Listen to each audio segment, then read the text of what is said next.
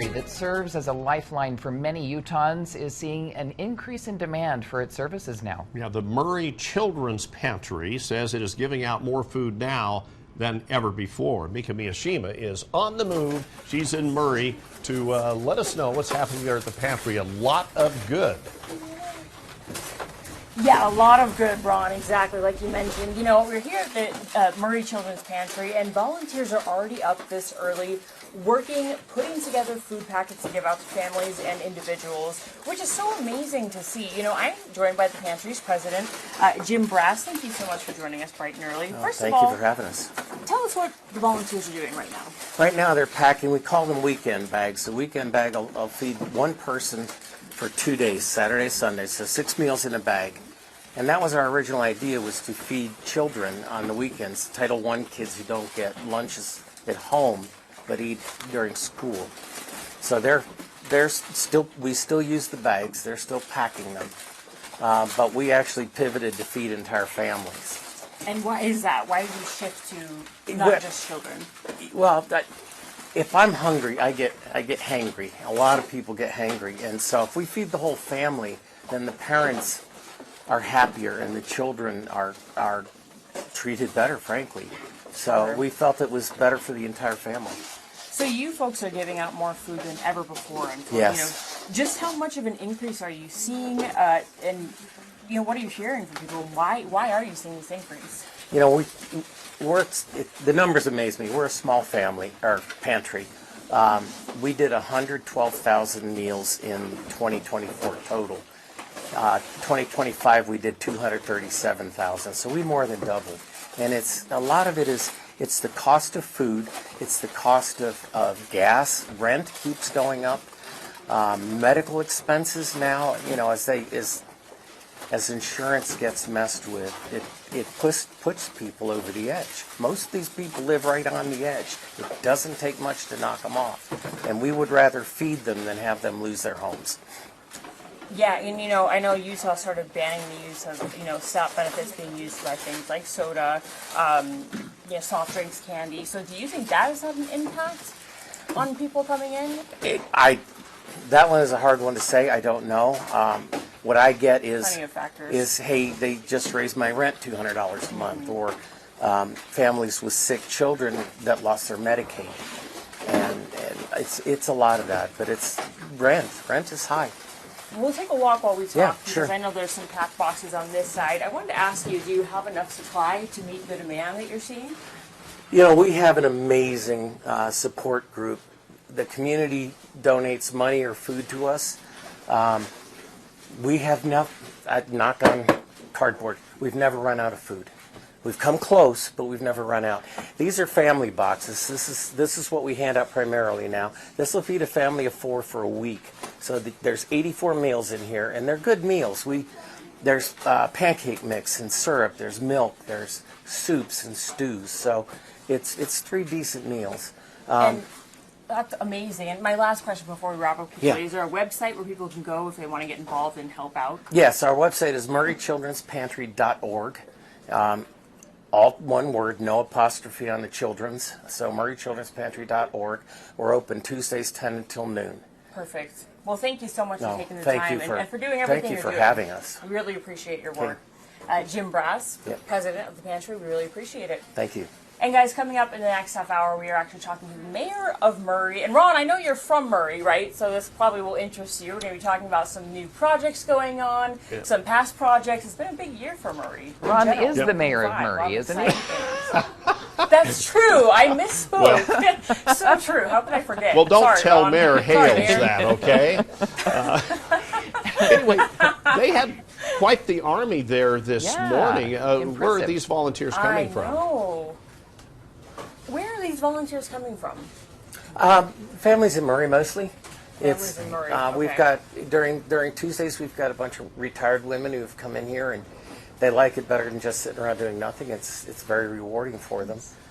There's 2 families here. Kelly and Katie's kids have been coming for the last 4 years. Oh. Wow. And they actually come Wednesday nights and fill boxes if needed or bags if needed. So. That's amazing. That was a question from Ron Bird, our anchor. So there you go. Very There's cool. Some pretty amazing people in this world. That's It's awesome. amazing. Yeah. All Guys, back to you. We'll check back. We have fun every day. Today, spotlighting the city of Murray. That's where a new museum and a renovated historic movie theater, just to name a few things, opened within the last year. And Mika is live at Murray Baptist Church with the city's mayor.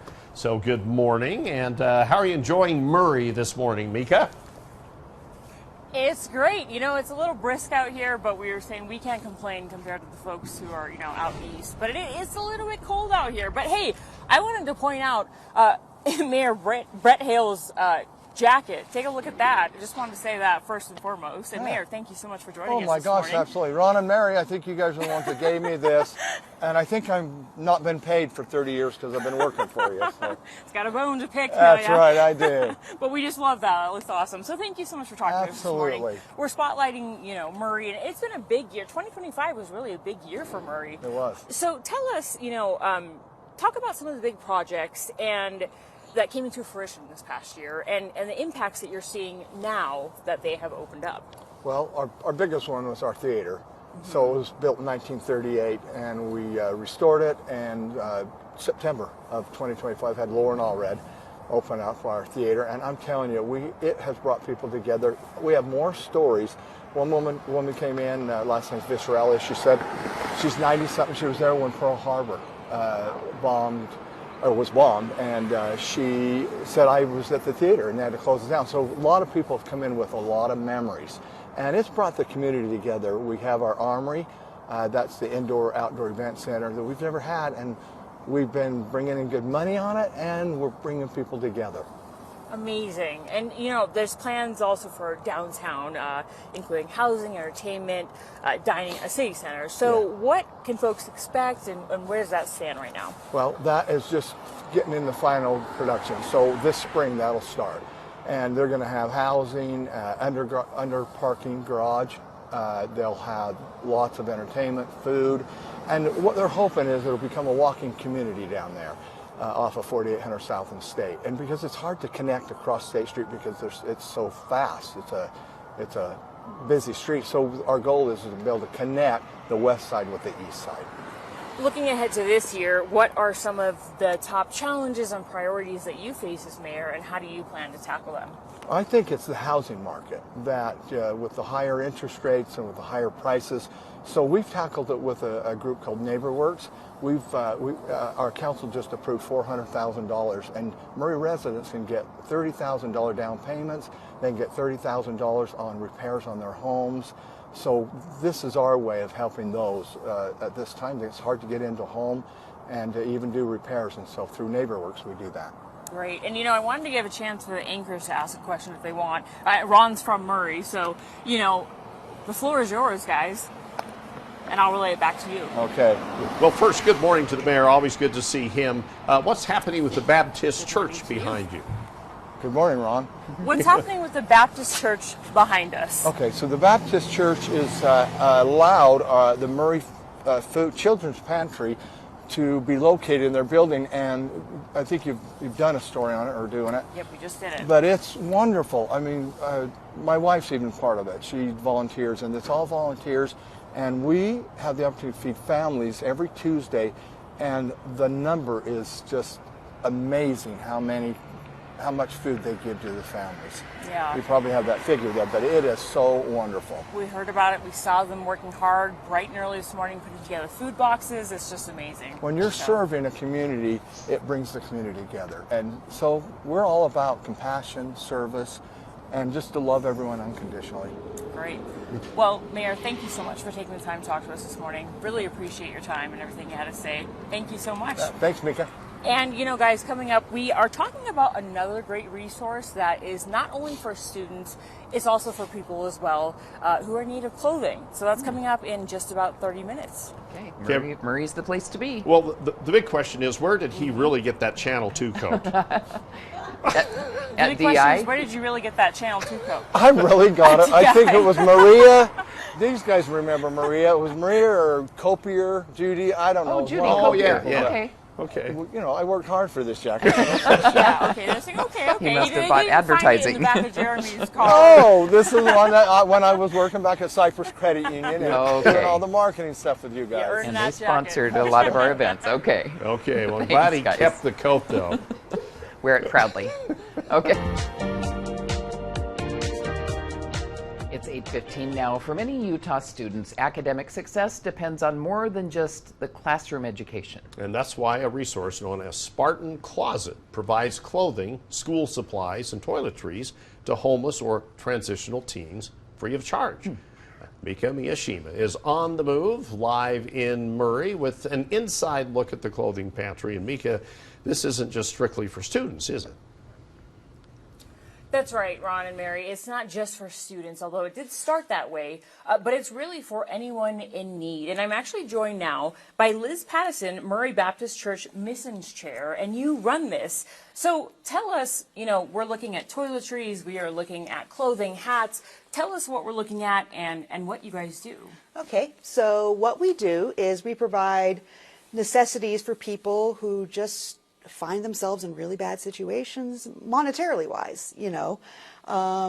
So we have things like toiletries, shampoo, deodorant, socks, underwear, washcloths. Some people are displaced because of situations. Some people are just have more month than money. And so we provide for things, clothes, for things that people would need that isn't just food, but you still need deodorant. Right, right. And I'm seeing school supplies behind you. I'm seeing prom dresses over here on our left. We can walk in this room where there's clothing as well. And, you know, you were mentioning to me, you've seen an uptick in students coming to use these services. Yes. Just how much of an increase have you seen?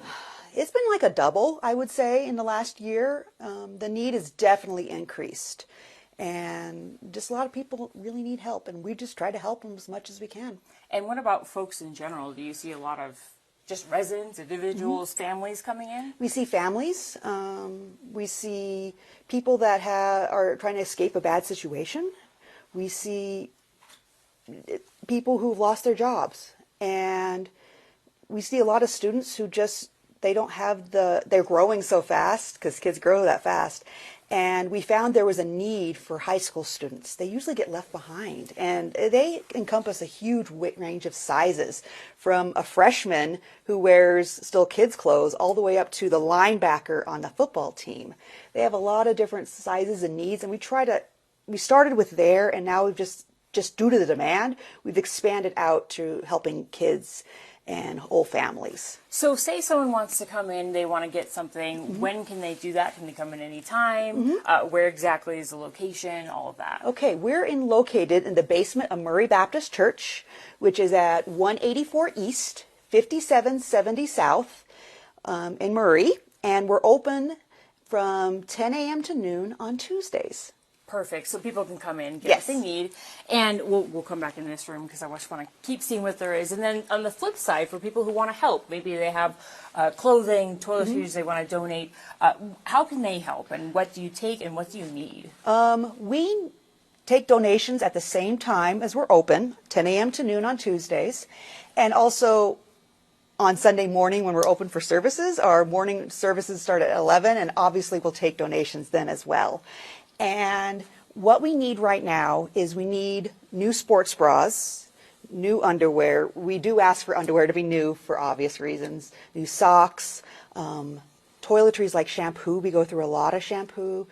Pillows, like new pillows, as well as shoes, gently used shoes. Athletic shoes work really well. And because we share our stuff with Murray High School, athletic shoes work great because there are so many stairs at Murray High School, and they can use them for more purposes.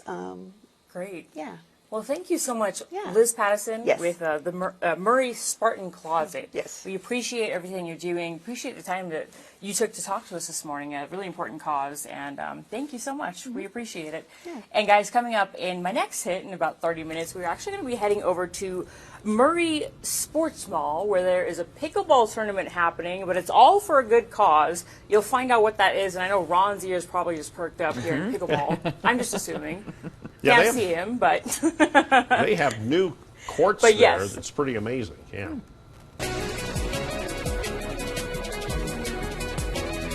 It is 8:45. Pickleball players are getting ready to rally for a tournament in Murray that kicks off in about an hour from now. Well, it's the second annual fundraiser of its kind, benefiting Murray High athletes with disabilities and special ed students in the Murray City School District. We have Mika Miyashima live at the Sports Mall in Murray with a preview. You got anybody practicing behind you?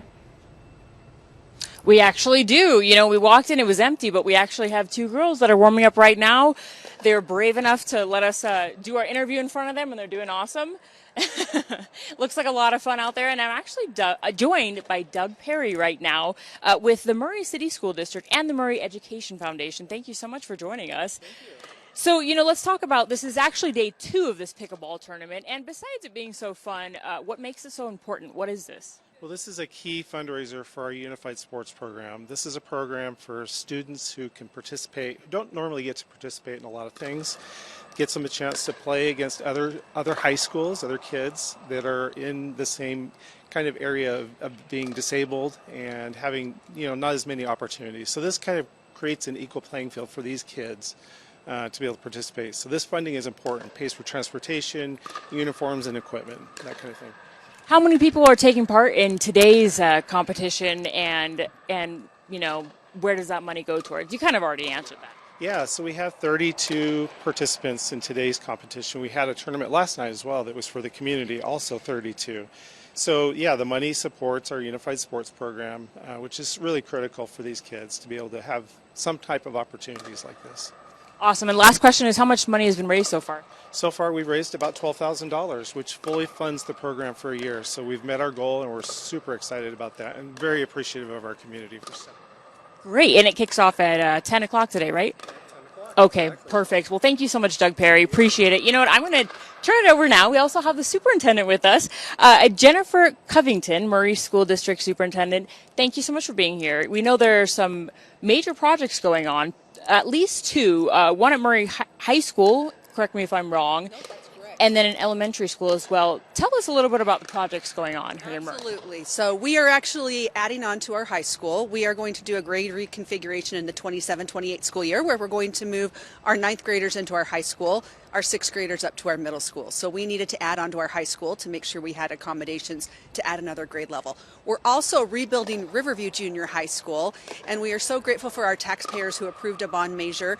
Riverview is a wonderful school, but it has outlived its useful life. There's a lot of things that needed to be repaired, and it just was not cost effective with taxpayer money to fix everything. So we're very excited to have a new 21st century school that we're having built. What is the price tag on that? Yeah, well, it was $125 million for the bond. $90 million of that was to rebuild Riverview Junior High School, and $35 million was for the addition at Murray High School. And what is the status on construction of both of these? You know, we're so pleased. The construction is going well. I'm pleased to say we're on time and on budget. We've had favorable weather conditions this winter, which have really helped to make sure that the project stays on track. And when are they both expected to be complete? Yeah, we're excited. We will be moving into them for the 27-28 school year, so August of 2027 is when we will take occupancy. Great. Well, thank you so much. I'm glad we were able to squeeze in interviews with both of you, both very important topics. Appreciate it so much, Superintendent. Thank you for your time. And, you know, these girls, they're still going at it behind me. Ron, does it make you jealous? I bet you wish you were out here, maybe instead of in studio. Maybe Mary, too. I don't know. Do you play pickleball, Mary? I played in middle school. I haven't played since. Okay. And we know you're an Okay. athlete, so. My you audio's lost cut it. out, but Oh, she was challenging you. Thought you might be jealous that she. okay, sorry, but my there. IFB went out. But I did want to make notice, you're at the sports mall there in Murray, and those are incredible courts behind you because there's a big bubble Yeah. that covers all of those, and then in the summer the bubble comes down. Oh, wow. And they turn into outdoor courts. That's awesome. People can play all year round. Very cool. Ron, do you come here? Do you come there? She was asking. I played there once, and it was last summer when they first opened it. Okay. But it didn't have the bubble Didn't on have it the that bubble time. on it. Yeah. Very cool. Well, Mika, thanks Yeah, for the tour it's really of nice. Murray this morning. It's been fun. Thanks a lot, guys. All right, we'll see you. Thanks.